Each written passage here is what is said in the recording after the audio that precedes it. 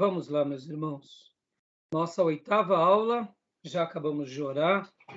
Estamos gravando aqui, como é praxe, nós gravamos todas as nossas aulas para que vocês possam utilizá-la no futuro, cada aula, ou a gente possa utilizar com os demais alunos. Graça e paz, pastor Johnny, irmão Douglas, mais uma vez, graça e paz. Amém. Amém. Graças e paz a todos. Boa noite. Hoje nós estaremos começando o livro do Louis Berkhof. Esse livro. Essa minha edição é uma edição antiga. A edição que o pastor Johnny comprou é a 5ª edição, né, pastor Johnny? 5ª edição, inclusive, foi impressa esse ano, 2022. Olha que maravilha. Então tá fresquinho, tá novinho o livro, né? Novinho. Que cheirinho de novo. Tá mesmo. Então a gente, hoje, depois de ter estudado o livro de Hermenêutica do Nelson e do Lund, agora nós estaremos indo para o Louis Berkhof e a gente vai trabalhar em cima desse livro. Só que diferente da ordem dele, hoje nós estaremos trabalhando no capítulo 5 em diante. Eu quero dedicar a aula de hoje naquilo que chamamos de interpretação gramatical, interpretação histórica e interpretação teológica. No primeiro livro, nós trabalhamos bastante sobre a questão gramatical. Podem ver que no livro dos nossos irmãos Lund e Nelson, eles falam que há uma regra fundamental. Há a primeira regra, que é o significado da palavra. Há uma segunda regra, uma terceira, uma quarta, e ele cria, então, um contexto geral para que a gente possa estar compreendendo. Tudo começa com a palavra, com a frase, com o texto, pelo contexto, pelo desígnio do livro e pelos paralelismos. Ou seja, ele está dizendo o seguinte, o Nelson e o Lund. Observem que tudo começa como sempre foi ao ser alfabetizado. Deus se revelou para nós de uma forma clara, límpida, assim como um pai que educa um filho e o ensina a ler e escrever.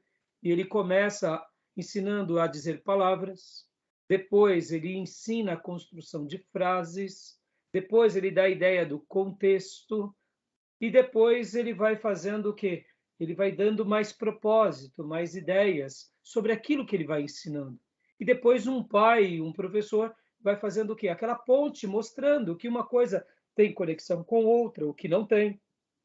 E assim uma criança se torna, eu diria, alfabetizada e ela passa a dominar uma língua.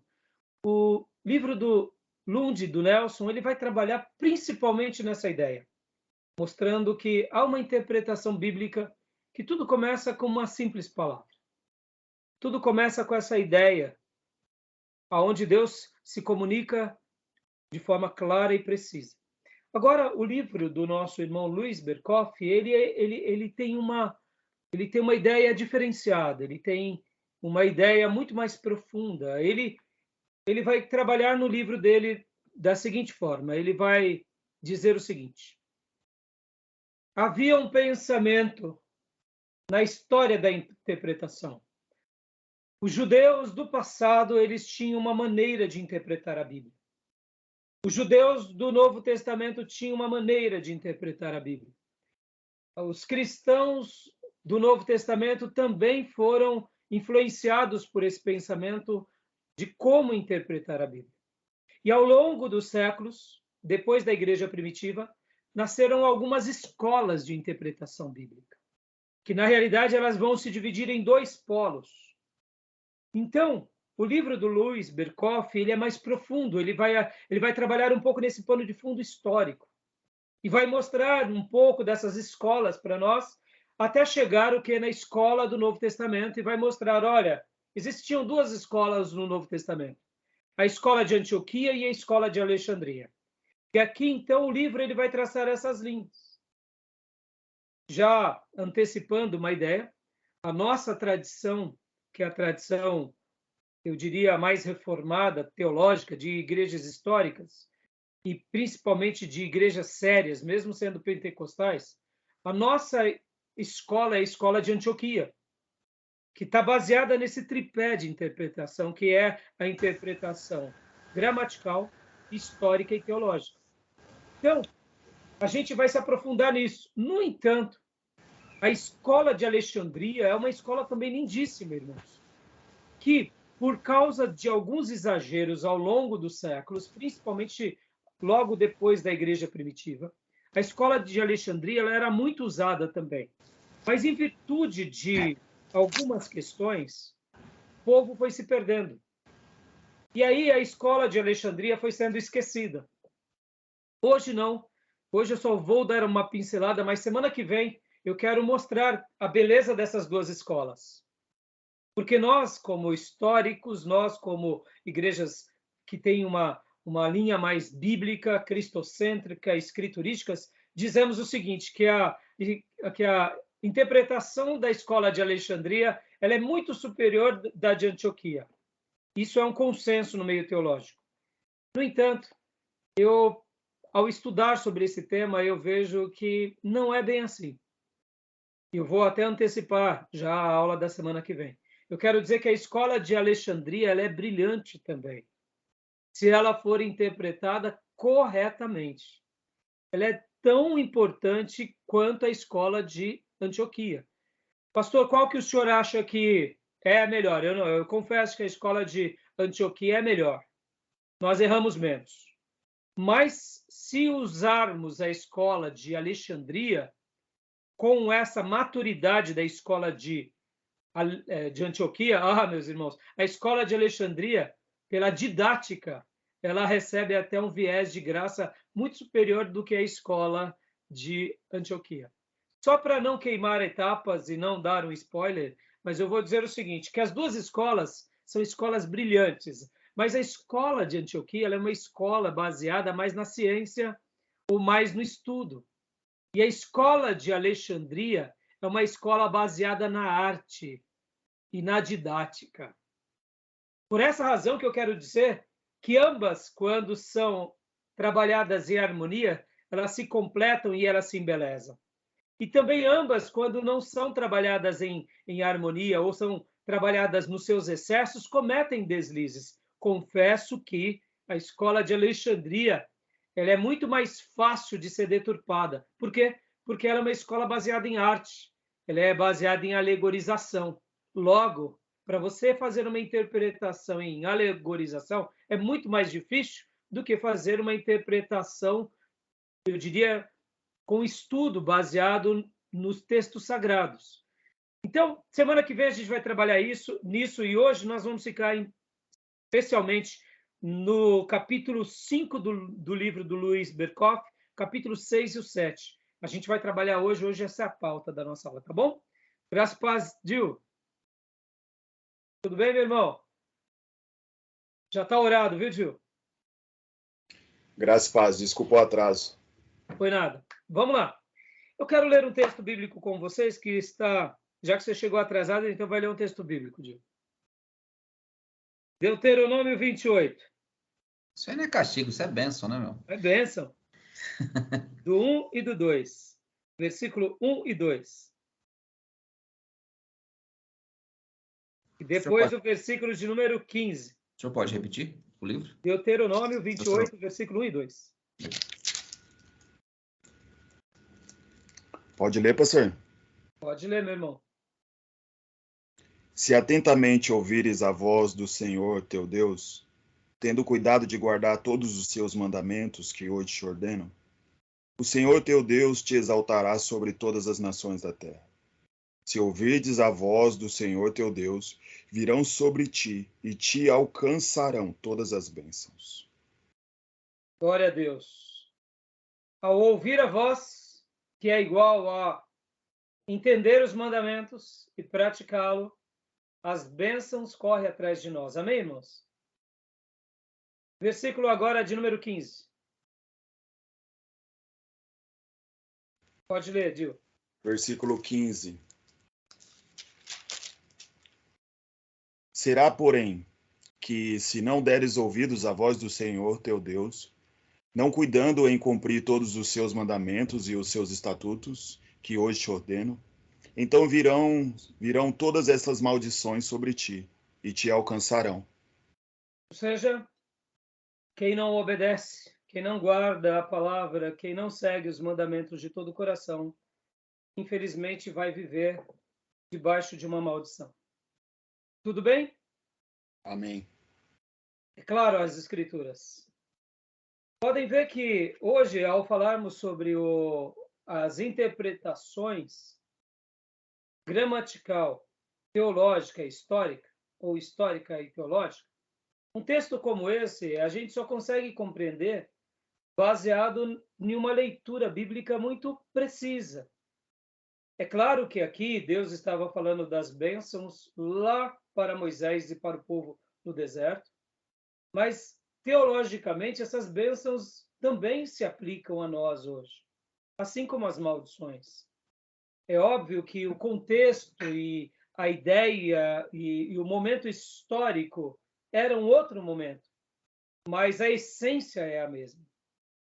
E a gente só consegue fazer uma leitura de um texto como esse porque, de fato, acreditamos o quê? Que a Bíblia é a palavra de Deus. Se não acreditássemos, a gente poderia dizer que se eu fizer a campanha tal, se eu guardar a chavinha da promessa tal, se eu tomar banho com sabonete tal, e aí seria abençoado. Mas a Bíblia não diz isso. A Bíblia é muito simples e muito clara no que ela nos deixa. Por quê? Porque Deus se revelou para nós por meio de uma teologia, num momento histórico, com uma gramática correta. E quando cremos nas promessas de Deus, Deus cumpre a palavra dele na nossa vida. E se você está aqui aprendendo da palavra de Deus, é porque Deus já te abençoou. Até porque somente consegue entender a palavra de Deus se Deus assim nos ajudar. Se você tem crescido diante de Deus, já é um sinônimo de que Deus é com o irmão. Isso é maravilhoso para a glória do Senhor. Tá bom, meus irmãos? Deixa essa breve reflexão. Tá bom? Querem fazer algum comentário do texto lido? Querem comentar alguma coisa? Não? Eu aprendi com o pastor Orfeu, que foi meu pastor que me batizou, um pastor que eu vou sempre tê-lo em grande estima no meu coração. Foi um pai espiritual para mim, um mentor, foi uma pessoa, uma das mais importantes da minha vida. O pastor Orfeu dizia que as bênçãos correm atrás do crente. O crente não precisa correr atrás da bênção. E é a mais verdade, irmãos. Todas essas bênçãos te alcançarão.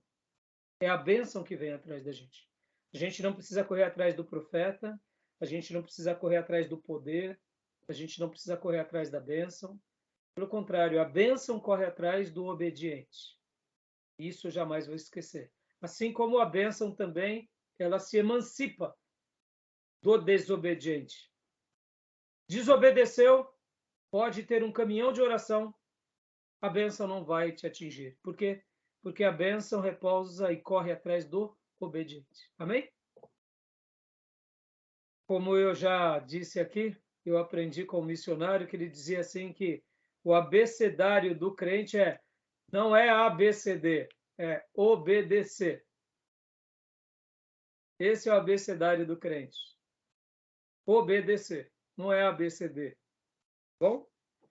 Vamos lá, meus irmãos. Então, vou agora compartilhar a nossa tela e a gente vai hoje, como eu disse para os irmãos, trabalhar no livro-texto e, além do livro-texto, a gente vai também trabalhar aqui em cima dessas ideias, que são as ideias dessa tríplice atuação.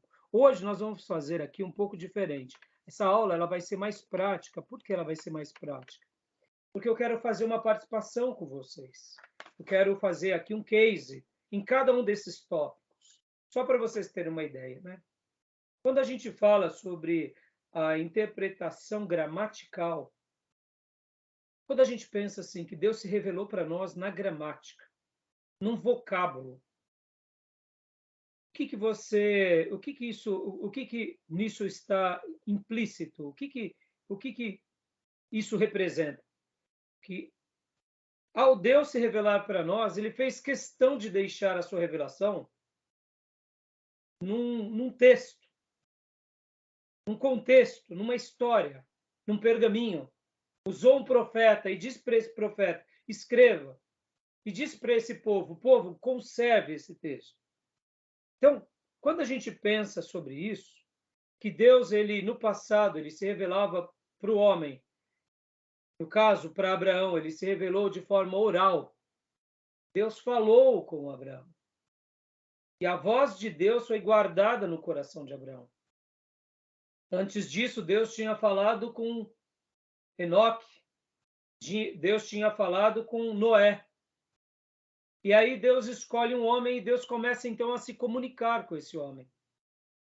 E tudo aquilo que Deus tinha falado com Noé, com Enoque, com os antepassados de Abraão, e o que Deus tinha falado com Abraão, Abraão passa para Isaac.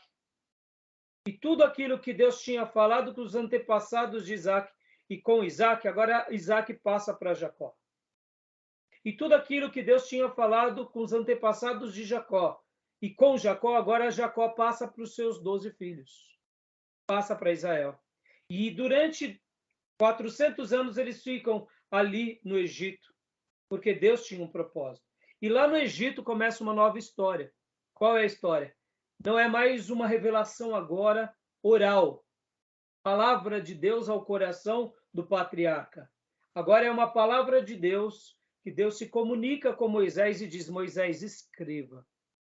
E ali começa então a revelação escrita, que vai até final do Velho Testamento, depois começa com o Novo Testamento, com a vida dos apóstolos e discípulos, e essa revelação é encerrada em Apocalipse. E Deus fecha então a sua revelação. E ele nos deixa então uma revelação. E por essa razão, quando a gente fala que a nossa hermenêutica, ou seja, a nossa interpretação, ela é gramatical, é porque Deus se comunica com o seu povo por meio de uma gramática, por meio de um dialeto, por meio de um texto. Isso é profundo, meus irmãos. Então, hoje, quando a gente for estudar isso daqui, a gente vai fazer várias... Essa aula hoje vai ser muito dinâmica. Por quê? Porque é importante que vocês entendam que a nossa interpretação bíblica, ela não é espirituosa. Como assim, pastor?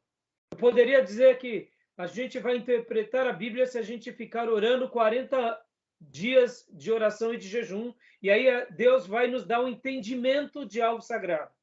Deus pode fazer isso. Deus pode dar uma mensagem para nós. Mas o que Deus fez questão de se comunicar por excelência foi por meio da sua palavra. Ele deixou uma palavra. E ele mesmo disse que essa palavra ela seria santa, ela seria eterna, ela seria perfeita, passaria o céu e a terra, mas a palavra de Deus não passaria. A palavra de Deus seria tão elevada que Deus chega a dizer que nós não podemos alterar nem um i, nem um tio, porque se assim o fizermos, nós seremos punidos. E se ensinarmos alguma coisa a alguém pela qual Deus não tenha deixado na sua palavra, nós seríamos castigados por isso. Ou seja, essa revelação é muito séria. Então, quando a gente fala que nós interpretamos a Bíblia, e a nossa interpretação ela não é espirituosa, mas ela é uma interpretação, em primeiro lugar, gramatical, é porque a nossa fundamentação está numa gramática, está num texto. E é um texto sagrado, é um texto divino, que o próprio Espírito Santo colocou palavras na mente e no coração de homens sagrados, e eles registraram, e é por isso que estamos segurando um texto que ele é sagrado, que é a palavra de Deus. Amém, irmãos? Então, ela é gramatical. E essa gramática foi escrita tanto no hebraico quanto no grego. No hebraico, no aramaico, Velho Testamento, e no grego, koineu, Novo Testamento. Tudo bem até aí? Tudo bem? Mas para a gente entender essa interpretação, a gente precisa do quê? De compreender a gramática bíblica e a nossa gramática, para fazer essa ponte. É claro que aqui nós não estaremos mergulhando nos textos originais, mas nós estaremos fazendo aqui uma lição de casa, aprendendo essa interpretação gramatical, tá bom?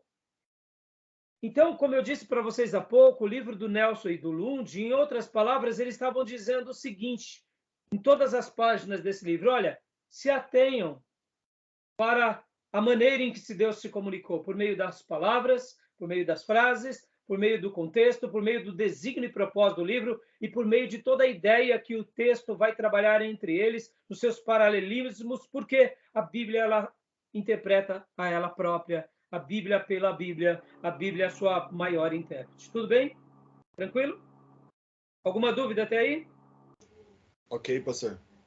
Começou um barulho aqui muito alto, estão escutando barulho? Está atrapalhando vocês? Não? Jóia. Estamos ouvindo, não. Continuando aqui o nosso estudo, continuando aqui. Então, eu vou apresentar para vocês os slides, depois nós vamos para o livro texto, tá bom? Deixa eu pegar aqui o slide com vocês.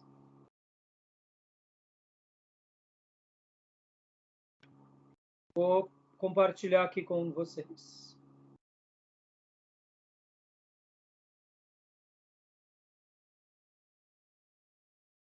Todos estão vendo? Eu vejo. Sim. Então, leia para nós, pastor Johnny, interpretação.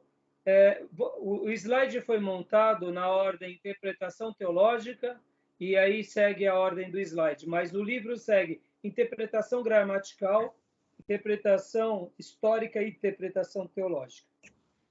Então, deixa eu seguir aqui o livro. Vamos seguir o livro, para facilitar a compreensão de vocês.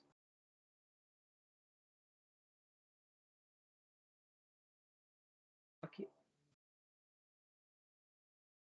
Interpretação gramatical. Vamos lá. Leia para nós.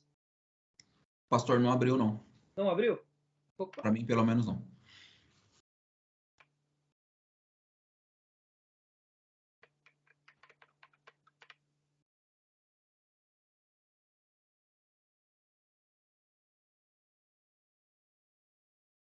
Vamos lá. Interpretação gramatical.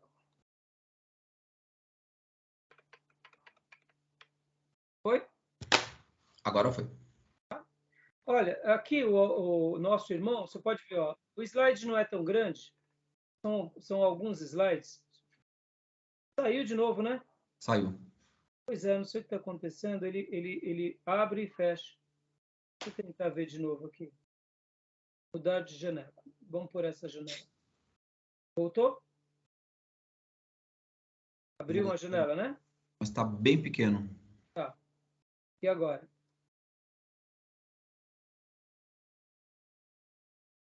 Isso. Abriu agora? Abriu, mas eu não sei o que aconteceu, mas está bem turvo aqui para mim. Eu não consigo. Melhorou? Não, para mim, pelo. Não. Então, deixa eu tirar de novo e vou colocar novamente. Parar. Ó, aí tá legal. Então, ele está dando umas falhadas. Vamos fazer assim, eu vou começar do slide do início, porque eu não sei o que está acontecendo. Então, para eu não ficar correndo risco de vocês não lerem, vamos seguir esse roteiro do slide mesmo. Não tem problema.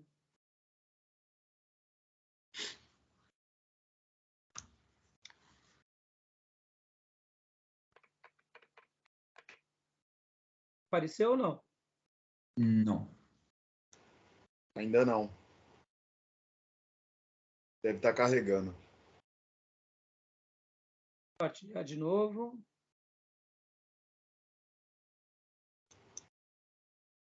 E agora? Carregou. Agora foi, né? Agora sim. Ótimo. Então, leia para nós, pastor Johnny, interpretação teológica. Vamos seguir essa ordem, depois a gente vai trabalhar no livro texto. Interpretação teológica. O que é? A Bíblia deve ser lida teologicamente, o que a distingue de outros livros. Considerações importantes. A Bíblia é um todo orgânico. Sua unidade doutrinária, ela é temática. O Novo Testamento interpreta o Antigo Testamento. Isso é a parte A. A parte B. Considerar o sentido místico da Escritura. Exemplo, messianismo, escatologia, igreja.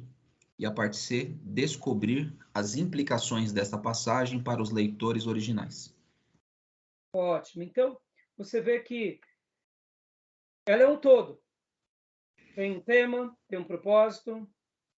Ela tem um sentido que abraça tanto o Velho Testamento quanto o Novo.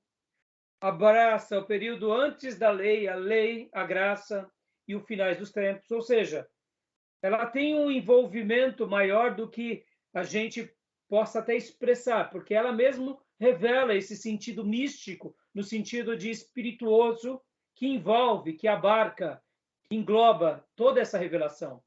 Então, a gente precisa descobrir essas implicações de todos esses textos. Os leitores originais, ou seja, aqueles que receberam aquela informação em primeiro lugar, assim como eles tinham uma mensagem recebida, a gente também tem. É óbvio que Deus se comunicou com eles em primeiro lugar, mas essa revelação não era apenas para eles, era para todos os servos de Deus em todas as gerações. Tudo bem até aí? Tudo. Então, a interpretação teológica tem a ver com isso. A interpretação teológica tem essa característica. Continuando. Pode ler, pastor Johnny. Vamos lá. A pergunta fundamental feita na análise teológica é: como essa passagem se enquadra no padrão total da revelação de Deus? Aí, isso que é interessante. Como essa passagem ela tem a ver com toda a revelação de Deus.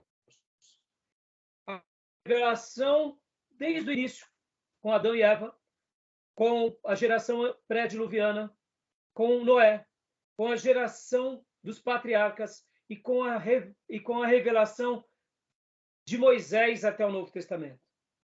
O que essa passagem tem para nos ensinar? O que ela tem a ver no seu contexto geral? Porque toda a revelação de Deus ela não é uma revelação específica para um grupo e não tem nada a nos ensinar para nós. Podem ver que há um texto muito interessante. Abram suas Bíblias comigo em Coríntios. Gosto muito dessa passagem, porque lá em Coríntios, quando o apóstolo Paulo fala sobre a história do povo de Israel, 1 Coríntios 10, ele mostra algo muito interessante. 1 Coríntios 10. Podem ver que Paulo está falando para uma igreja, mas ele usa agora o deserto, aquele período de 40 anos do deserto, como um pano de fundo para a mensagem daquela igreja. E olha só o que ele diz. 1 Coríntios 10, do versículo 1 em diante. Pode ler para nós, Douglas, por gentileza? Amém. Portanto, meus irmãos, não quero que ignoreis que nossos antepassados estiveram todos debaixo da nuvem, e todos passaram pelo mar. Em Moisés, todos eles foram batizados na nuvem e no mar. Todos comeram do mesmo alimento espiritual, e todos beberam da mesma bebida espiritual, porque tinham a sede saciada pela rocha espiritual que os acompanhava, e essa rocha era Cristo. Entretanto, Deus não se agradou da maioria deles, e por isso seus corpos ficaram espalhados pelo chão do deserto. Esses fatos ocorreram como exemplo para nós, a fim de que nós não cobicemos o que é ruim, como eles fizeram. Tá bom até aí. Leia novamente o início do versículo 6. Olha só, ele está falando do Velho Testamento. Ele pega uma história que aconteceu na revelação do povo de Deus no deserto, e agora ele faz um link. Ele faz o quê? Ele tenta mostrar como essa passagem se enquadra nesse contexto dessa igreja e de todas as igrejas. Leia para nós, por favor. Esses fatos ocorreram como exemplo para nós, a fim de que não cobicemos o que é ruim, como eles fizeram. Ou seja, ele está dizendo, olha, isso daqui é um exemplo. A gente não pode se esquecer disso. Aí eu pergunto para vocês, nós estamos no deserto? Não, porque nós estamos numa casa. Mas todo cristão e todo filho de Deus passa por um deserto? Passa. Logo, não estamos literalmente, mas estamos espiritualmente. Ou seja, na interpretação teológica, como essa passagem se enquadra no padrão total da revelação de Deus. Ou seja, como Deus se revelou lá no Velho Testamento, qual é a lição que ele quer me dar aqui como igreja do Novo Testamento, no caso Paulo falando aqui para a igreja de Corinto. Estas coisas ocorreram como exemplo para que nós, ou seja, tem um propósito, tem um significado. E aí Paulo então transmite a mensagem mostrando do versículo 6 e 7 até o versículo de número 10, 5 pecados que aquela geração praticou. E o versículo 7, 6 começa falando, não cobicemos. O 7 fala, não sejamos idólatras. O 8 é, não pratiquemos imoralidade sexual. O 9 é, não devemos pôr o Senhor à prova. E o versículo 10 é, não se queixem ou não murmurem, como muitos deles fizeram, e por isso foram mortos pelo anjo destruidor. Paulo está dizendo o seguinte, olha, aquela geração pereceu no deserto por causa de 5 pecados. Igreja de Corinto, vocês estão perecendo também por causa dos mesmos pecados. Se vocês pecarem, como eles pecaram, ambos morrerão. Uns morrerão dentro da igreja, outros morrerão no deserto. Olha que interessante. Ou seja, como essa passagem ela se enquadra. Como ela se enquadra naquele contexto da revelação e como ela se enquadra hoje. Por exemplo, irmãos, você não é um habitante da igreja de Corinto. Concorda? Sim. Nós não estamos. A nossa igreja não está lá. A Igreja Evangélica de Corinto. Nós não moramos na cidade de Corinto. Nós não habitamos nessa cidade. Ela já não existe mais. Hoje essa cidade já recebeu um outro nome. Mas nós podemos estar participando da vida desses corintianos. Ou seja, os corintianos aqui, é só problema, irmão. Sai desse time, que Deus te liberte desse time. Brincadeiras à parte. Amém, que assim seja. Brincadeiras à parte, brincadeiras à parte. Mas, assim, o que eu quero dizer com isso? Nós podemos estar vivendo um paralelismo como eles. Na igreja de Suzano, na igreja de Ferraz, na igreja batista missionária, no seminário. Ou seja, nós não estamos em Corinto. Nós não estamos no deserto. Mas a interpretação teológica se aplica. Como essa revelação ela nos envolve, ela nos abraça. E é isso que tem a ver com a ideia da interpretação teológica, como essa passagem se enquadra na revelação de Deus para aquela época e como fazemos a aplicação para os nossos dias. Tudo bem até aí, irmãos? Tudo tranquilo? Tranquilo. Tranquilo? Tudo bem. Continua lendo para nós, pastor. Antes de respondermos a esta pergunta, devemos ter uma compreensão, do padrão da história da revelação. Há nesse momento uma necessidade de conhecimento dos conceitos de graça, lei, salvação e o ministério do Espírito Santo. O ministro também deve compreender e explicar um texto teologicamente. Não somente deve estar inteirado do que esse texto está dizendo em primeiro plano, mas também da teologia que elucida o texto. Isso significa que o pregador deve conhecer as tradições, a filosofia, a maneira de pensar, a cosmovisão, as ideias acerca de Deus e da religião na época em que aquela mensagem foi escrita. As divisões naturais incluem as grandes doutrinas a serem estudadas na análise teológica. 1. A doutrina da criação. 2. A doutrina de Deus. 3. A doutrina do homem e do pecado. E 4. A doutrina da salvação. Ou seja, irmãos, o que o nosso irmão que montou esse slide estava dizendo? Não tem como fazermos uma leitura e uma interpretação teológica se nós formos raso nos ensinos acerca das doutrinas principais da Bíblia. Se nós formos raso, como que nós falaremos com propriedade da criação de Deus? Como falaremos da pessoa de Deus? Como falaremos e entenderemos sobre o homem que é o ápice da criação de Deus e o pecado que atinge o ser humano, que atinge o homem e a mulher? Como falaremos e entenderemos sobre a salvação? Como entenderemos os temas principais da Bíblia se nós não estudarmos de forma consistente as Escrituras? Por isso que aqui o pregador ou o professor tem que conhecer a história da Bíblia, tem que conhecer as tradições, tem que conhecer, quando ele fala que a filosofia é como ela foi montada no seu sentido, porque Porque a Bíblia, irmãos, querendo ou não, mesmo que admitamos ou não, Deus seguiu um critério. Aqui é a vontade de Deus sendo revelada. A maneira em que Deus foi se revelando foi de forma paulatina, foi tempo após tempo, época após época, momento após momento, e Deus, a cada período, ia dando uma nova compreensão. Podem ver que, quando Jesus nasce, o anjo Gabriel fala para Maria que o nome dele seria Jesus.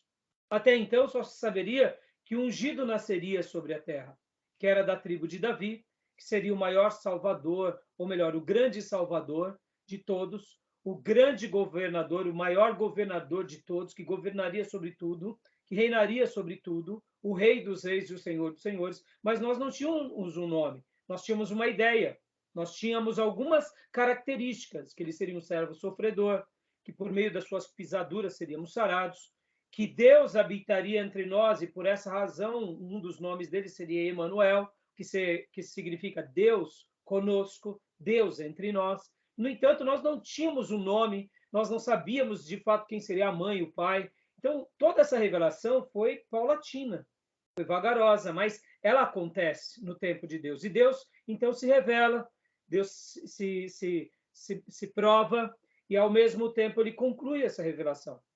Então, quando nós vamos fazer uma interpretação teológica, se nós não temos essa clareza de que o Espírito de Deus trabalhou na história, trabalhou nos homens, deu-nos a graça, deu-nos a lei, e o Espírito Santo foi construindo tudo isso, a gente fica muito raso, a gente vai para os nossos achismos, para as nossas leituras, para as nossas crendices. Tudo bem até aí? Tudo bem? Querem fazer alguma pergunta? Tudo bem. Tranquilo? Então, a leitura teológica ela tem tudo a ver com isso. Quer ver um outro exemplo, irmão? Só para vocês terem uma noção. Olha só que interessante. O que significa a palavra pecado? Palavra pecado. Teologicamente. Errar o alvo. E quando a gente vai fazer uma tradução da palavra pecado etimologicamente? Palavra pecado na sua tradução. Por exemplo, quando eu falo o que significa a palavra batismo, etimologicamente.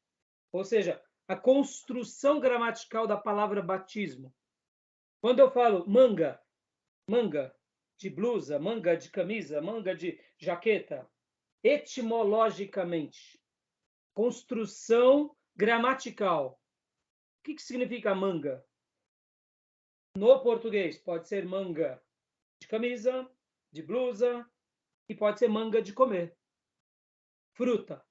Percebam que na nossa construção da nossa língua, na gramática, uma mesma palavra pode ter dois significados. Certo? Isso é a etimologia. A palavra por si. Então, a palavra, por exemplo, batismo. O que significa a palavra batismo? Não o ato. O que significa a palavra batismo? Imersão. Exatamente. E teologicamente, o que significa o batismo? Morte. Teologicamente, a ideia por trás dessa imersão. Porque uma coisa é você imergir e emergir, e outra coisa é o significado espiritual daquela palavra. Porque a Bíblia vai falar, quem crer e for batizado será salvo. Ou seja, vamos traduzir e vamos interpretar gramaticalmente apenas a palavra batismo. Aquele que batizar será salvo. Em outras palavras, aquele que imergir está salvo. Então, se a gente imergisse o mundo todo agora, dessemos uma chuvarada em todo mundo, está todo mundo salvo? Não. Joga Não. todo mundo no tanque batismal. Pega o pai encapetado, a mãe encapetada lá, que não quer aceitar Jesus, joga no tanque. Joga um capeta, sai um santo. É assim? Uhum. Não, por quê? Porque tem um significado espiritual. Percebam, eu tenho que fazer uma interpretação gramatical, mas ela tem um significado espiritual.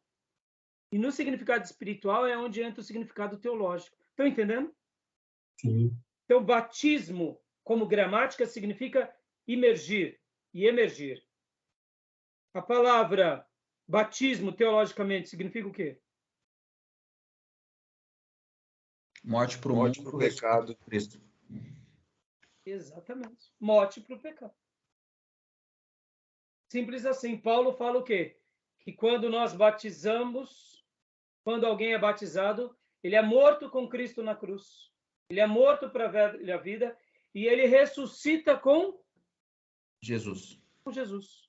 Ou seja, ele é morto e ele é ressurreto num novo significado de vida. Então, essa interpretação ela é teológica. A outra interpretação da palavra ela é etimológica, ela é gramatical. Olha como elas trabalham em harmonia. É por causa da palavra que vem o sentido da teologia. A palavra pecado significa o quê? Teologicamente, errar o alvo. Mas etimologicamente, o que significa a palavra pecado quando nós pegamos o dicionário e fazemos a correspondência? Transgressão. Transgressão. Rebelião. Pastor, a gente está falando do sentido teológico e gramatical. No sentido histórico, onde se encaixariam essas? A gente vai chegar lá. Ah, legal. Né? Eles estão em conexão. Por isso que a nossa interpretação, a nossa hermenêutica, ela tem esse tripé que ele é fundamental. Estão entendendo? Sim. Está ficando claro? Está ficando claro? Porque quando eu falo o que é pecado etimologicamente, ele é transgressão, ele é rebelião. E o que é pecado teologicamente? É errar o alvo. Então, são maneiras em que Deus se comunica conosco que a gente continua compreendendo de forma clara. Ou seja, toda vez que eu erro o alvo, eu cometo um pecado. Mas, ao mesmo tempo, quando eu me rebelo, eu também cometo um pecado. Está ficando claro, irmãos? Assim. Como é importante isso, tá bom?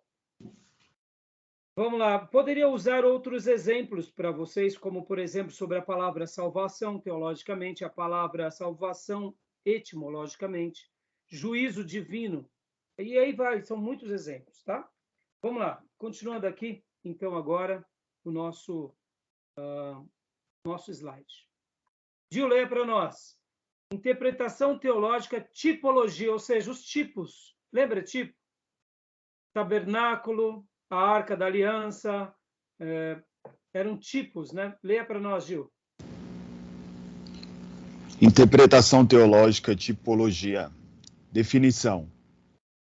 É uma relação representativa, pré-ordenada, que certas pessoas, eventos e instituições correspondentes que ocorrem numa época posterior à história da salvação. Características do tipo. Deve haver algum ponto notável de semelhança ou analogia entre tipo e o antitipo. Deve haver evidência de que a coisa tipificada representa no tipo que Deus indicou. Deve prefigurar alguma coisa futura. É profético. Devem ser especificados no Novo Testamento. Classificação do tipo: pessoas típicas, eventos típicos, instituições típicas, cargos e ofícios.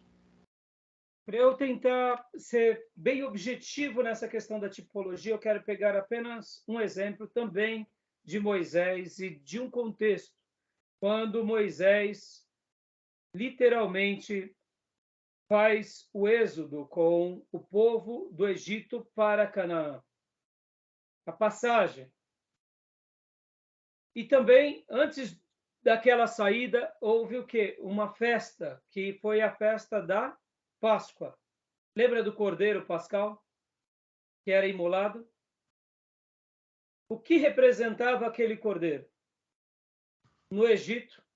E o que representava aquele sangue nos umbrais da porta? Vamos lá. Bom, hoje para nós, assim, o que representa hoje, para nós, o Senhor diz... O que diz... representava para Moisés e o que representava para o Novo Testamento? Assim, para nós já faz uma alusão do que Cristo faria na cruz, né, para nos salvar. O sangue passado o sangue derramado sobre os nossos pecados, né, para nos salvar. Para ele, pode falar. Para eles, né, era o sangue passado no batente das portas, era para que os primogênitos não viessem morrer, né, do povo hebreu, né? Então era salvação para os primogênitos dos hebreus naquele momento. Dos hebreus ou dos egípcios também? Não, os egípcios, não, dos egípcios também, mas é claro que os egípcios não fizeram esse ato, né? Assim, quem passasse o sangue no umbrais das portas seria salvo. Os egípcios não tiveram essa atitude, né? A maioria deles não, mas muitos tiveram. Sim, os que provavelmente estavam lá com os hebreus, né? Sim, e que acreditaram nas profecias de Moisés. Exatamente. Tiveram muitos hebreus, sim, porque eles aguardavam a promessa, mas tinham muitos egípcios também. Então, o que acontece? Aquilo foi um fato na história, já te respondendo a tua pergunta, pastor Johnny.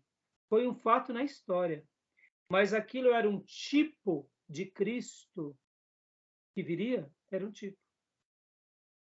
Assim como havia necessidade de ser morto um cordeiro para ser espargido o sangue dele nos umbrais da casa para protegerem aqueles que iriam sair do Egito, assim um dia Deus enviaria o cordeiro para morrer também para que nós saíssemos do grande Egito.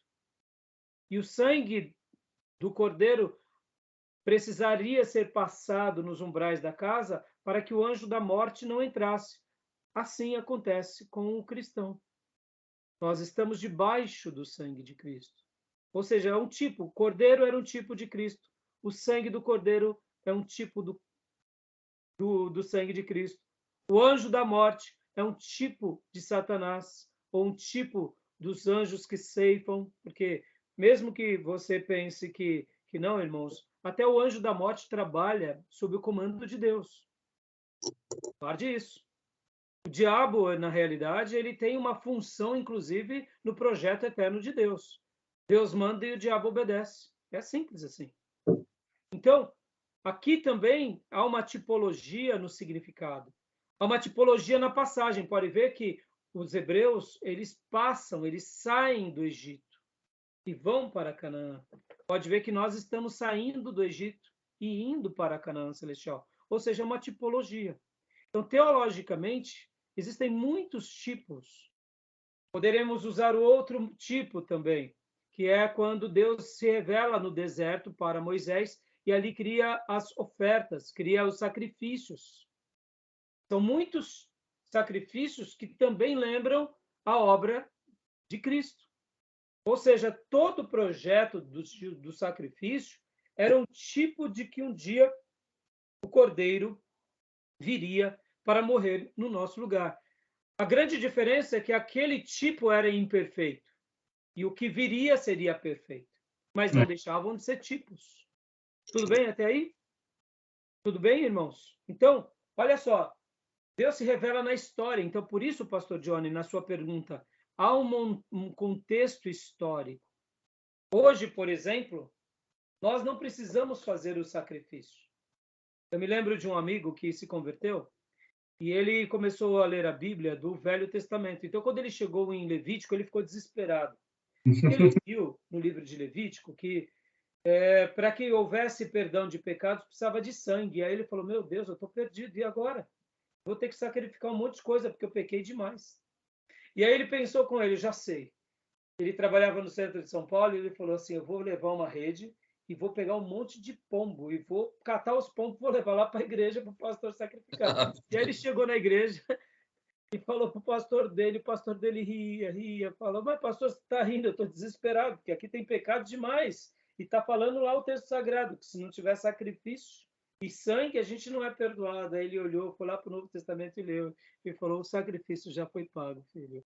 Jesus é o teu, não é o teu pombinho, mas não é o teu, não é um cordeirinho a mais, ele é o Cordeiro de Deus. E aí ele ficou aliviado. E essa história eu nunca mais me esqueci. Ou seja, né, o tipo do sacrifício. Você vê, Então, quando a gente faz uma leitura de um texto na história e pega aquele texto e tenta aplicar para nós hoje, há uma agressão, que a gente vai ter que fazer o sacrifício de pombos. Por isso que é uma interpretação histórica. Deus se revelou na história também. E naquela história, Deus deu uma ordem. Quer ver outra coisa? Ó, Deus, quando ele cria Adão e Eva pecam, e aí Deus deixa com que Adão e Eva fiquem aqui na terra, tira a presença dele, coloca um anjo com uma espada para que o ser humano não entre e coma da árvore da vida. Lembram desse episódio? E a geração, logo depois de Adão e Eva, é uma geração que não come carne. Não sei se vocês já notaram no texto sagrado. Na revelação, seres humanos, eles não comiam carne. A carne eles começam a consumir quando?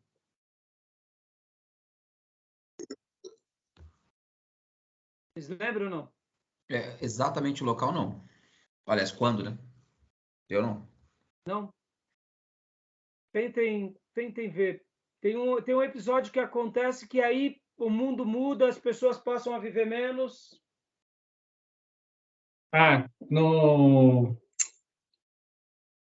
Você fala antes do dilúvio, né? Você fala, né? Exatamente.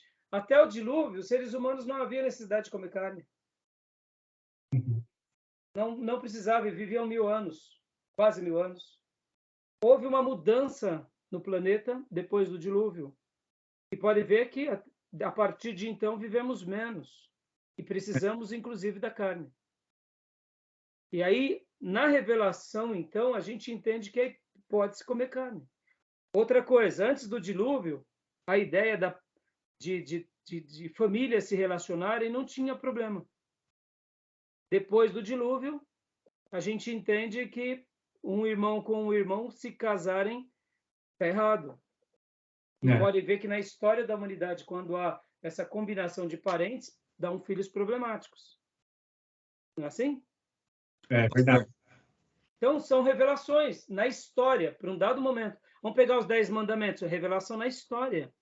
Mas antes dos 10 mandamentos e de todos os mandamentos, Deus se comunicava com Abraão de uma forma aonde era um pouco diferente. Pode ver que Abraão faz altares para sacrificar a Deus. E depois que Deus dá os mandamentos para Moisés, quem faz os sacrifícios agora, na sua grande maioria, são quem? Os sacerdotes. Aonde? No tabernáculo. Por quê? Porque é uma nova revelação.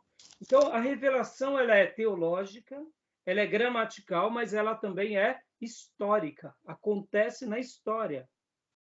Por que hoje nós não fazemos mais o sacrifício? Por conta de Cristo Jesus. Ele foi o quê? Nosso Cordeiro Pascal. E ele rasga o véu que separava o santo dos santos do santo lugar.